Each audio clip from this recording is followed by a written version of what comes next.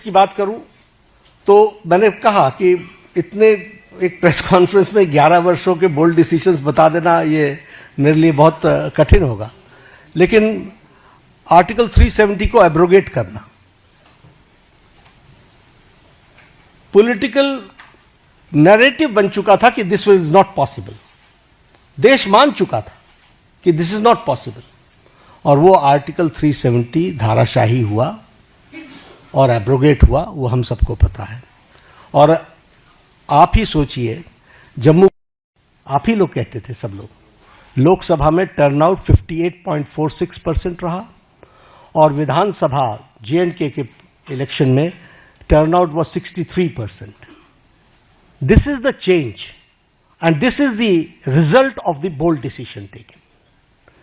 अगर हम उसी तरीके से बात करें एबॉलिशन ऑफ ट्रिपल तलाक, सब लोग जानते हैं कि ट्रिपल तलाक मानवता के लिए और ह्यूमैनिटी के लिए और महिलाओं के लिए एक बहुत बड़ी त्रासदी थी, ट्रेजेडी थी, लेकिन चुप बैठे हुए थे, सुप्रीम कोर्ट भी बोल रहा था।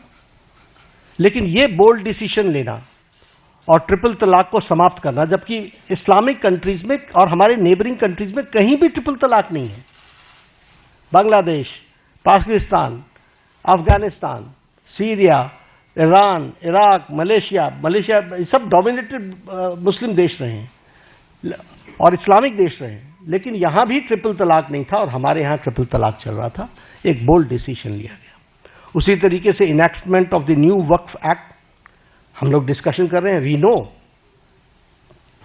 किस तरीके से एक नैरेटिव बनाने का प्रयास हुआ, लेकिन in the interest of the nation, देश के इंटरेस्ट में और उस कम्युनिटी के इंटरेस्ट में वक्फ बोर्ड बनाने की न्यू एनैक्टमेंट की आवश्यकता थी, वो बोल्ड डिसीजन लिया गया। उसी तरीके से सिटीजन्स अमेंडमेंट एक्ट, उसी तरीके से डीमोनेटाइजेशन, उसी तरीके से मोर देन 3 डिकेड्स हम विमेन रिजर्वेशन की तरफ नहीं बढ़ पाए, लेकिन 33% विमेन रिजर्वेशन देने का काम प्रधानमंत्री मोदी जी के नेतृत्व में हुआ।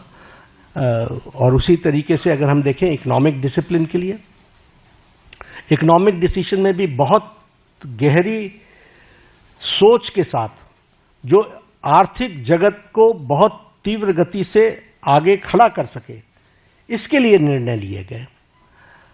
प्रेजेंटेशन ऑफ बजट का एडवांसमेंट, हम अभी भी ब्रिटिश की दुनिया में जी रहे थे, ब्रिटिश काल में जी रहे थे, उसको एडवांस करना, उसके साथ साथ प्लान और नॉन प्लान एक्सपेंडिचर को अलग अलग जो डिस्टिंक्शन था उसको समाप्त करना, ताकि हम बेटर किटी का उपयोग कर सके।